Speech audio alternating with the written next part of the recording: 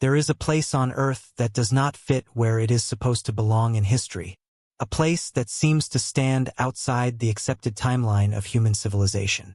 For generations, we have told ourselves a story about our beginnings, that first came survival, then farming, then villages, and only much later temples.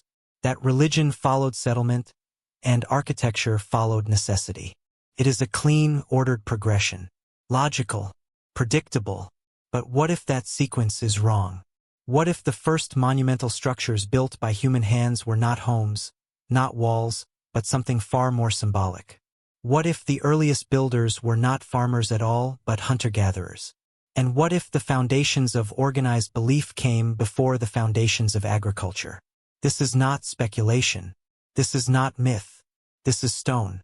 And buried beneath the hills of southeastern Anatolia lies a site that forces us to ask an unsettling question. What if civilization did not begin the way we think it did? For most of modern scholarship, the story of early humanity has been stable. Around 12,000 years ago, as the last ice age receded, small groups of hunter-gatherers began to experiment with cultivation. Over time, they settled, domesticated plants and animals, and formed permanent communities. From these villages came social hierarchy, specialized labor, and eventually organized religion. Temples and monuments were understood to be the result of settled life, a byproduct of surplus, stability, and structure. This framework has shaped not only archaeology, but our entire understanding of human progress. It suggests that belief systems evolved as societies became more complex. That spirituality followed civilization, not the other way around. And then, on a quiet limestone ridge in what is now southeastern Turkey, this narrative encountered resistance. Subtle at first, almost invisible, a series of low mounds long overlooked. Nothing about them seemed extraordinary. No towering ruins. No obvious inscriptions. Just hills worn by time, blending into the landscape. For decades, they remained unexamined in any serious way. But beneath them something waited. Something that did not align with the established order.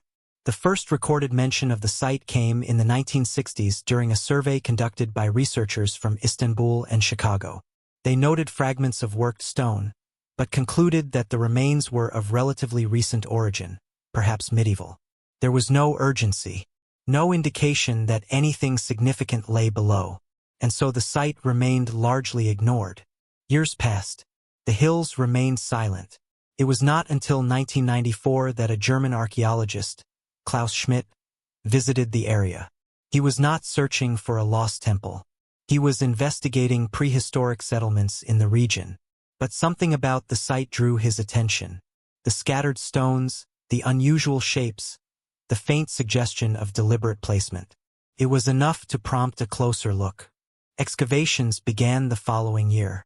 What emerged was not a village, not a settlement, but something far older, and far more deliberate. As the earth was carefully removed, massive stone pillars began to appear. Not random fragments, but carefully shaped monoliths. Some stood upright, others lay buried, arranged in circular formations. Each pillar was carved from local limestone, some reaching up to 5.5 meters in height and weighing several tons. Their surfaces were not smooth. They bore intricate reliefs, animals, symbols, abstract forms. Foxes, snakes, birds, scorpions. Creatures rendered with precision, etched into stone with tools that predated metal by thousands of years. And this is where the contradiction begins. These structures were not simple. They were not crude. They required planning, coordination, and a level of craftsmanship that implied experience. The pillars were arranged in enclosures, often with two larger central columns surrounded by smaller ones. The layout suggested intention, perhaps even ritual.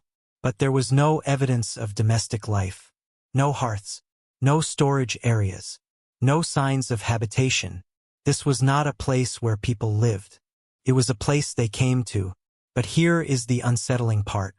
Radiocarbon dating of organic material found at the site places its construction between approximately 9,600 and 8,000 BCE. That is over 11,000 years ago, long before the earliest known cities, before pottery, before the widespread use of agriculture. According to conventional timelines, the people who built this site should not have had the capacity to do so. They were supposed to be nomadic, moving with the seasons, focused on survival. And yet, here they were, carving stone, transporting massive blocks, arranging them with geometric precision.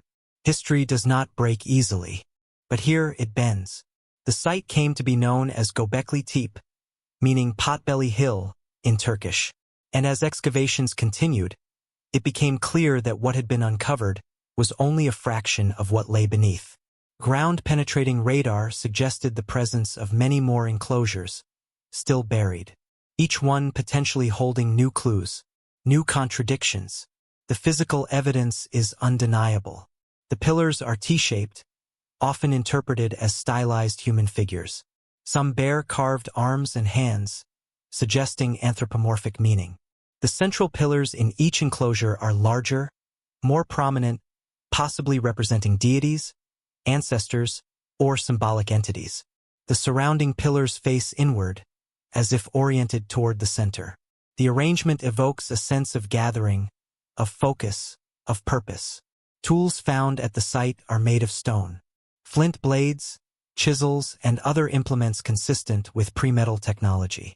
There is no evidence of advanced machinery, no sign of external influence. Everything points to human effort using the materials and knowledge available at the time. And yet, the scale remains difficult to reconcile. Transporting multi-ton stones without wheels or domesticated animals would have required coordinated labor.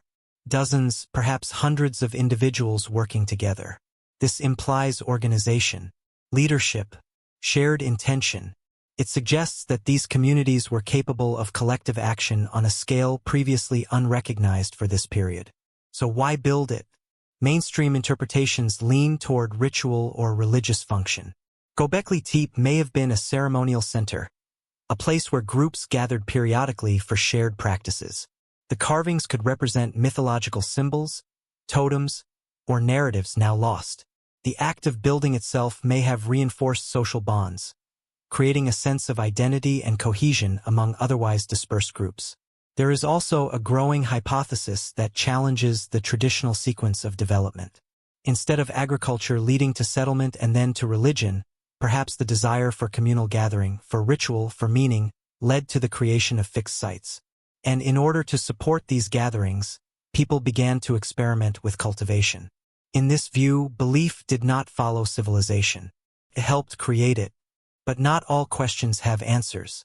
Some researchers point to the absence of certain expected features. There are no clear signs of burial practices within the enclosures. No definitive evidence of offerings.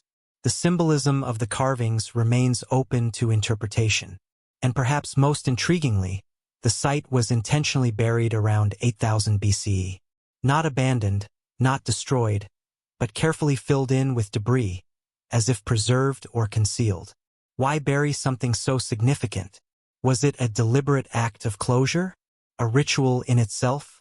Or was it a response to changing conditions, environmental or social? The reasons remain unclear, but the result is undeniable. Göbekli Tepe was sealed, protected beneath the earth for thousands of years, waiting to be uncovered. And even now, we have only begun to understand it. There are those who caution against overinterpretation. They remind us that gaps in knowledge do not justify extraordinary claims. That the site, while remarkable, does not necessarily overturn all established theories. And they are correct to be cautious. The integrity of historical inquiry depends on restraint, on evidence, on careful analysis. But there are also those who see in Göbekli Tepe a profound shift. Not a contradiction to be dismissed, but a signal to reconsider assumptions. To acknowledge that early human societies may have been more complex, more capable, more driven by abstract thought than previously believed. The debate continues. It unfolds slowly, layer by layer, much like the site itself. And perhaps that is fitting, because Göbekli Tepe does not offer simple answers. It does not resolve neatly into our existing frameworks. It resists closure. It invites reflection. This is not myth. This is stone. Stone shaped by hands that lived in a world we are still trying to understand. Hands that built something not out of necessity, but perhaps out of belief, or curiosity, or a desire to connect with something beyond the immediate. We often think of history as a line, a progression from simple to complex, from primitive to advanced. But sites like this suggest something else. A landscape of ideas, rising and falling, emerging and disappearing, not always in the order we expect. Göbekli Tepe stands at the edge of that landscape, silent, enduring, and it asks a question that remains unanswered. Not about what we know, but about what we assume. But here it bends. The site came to be known as Göbekli Tepe, meaning Potbelly Hill in Turkish. And as excavations continued, it became clear that what had been uncovered was only a fraction of what lay beneath. Ground-penetrating radar suggested the presence of many more enclosures, still buried, each one potentially holding new clues, new contradictions. The physical evidence is undeniable. The pillars are T-shaped, often interpreted as stylized human figures. Some bear carved arms and hands, suggesting anthropomorphic meaning.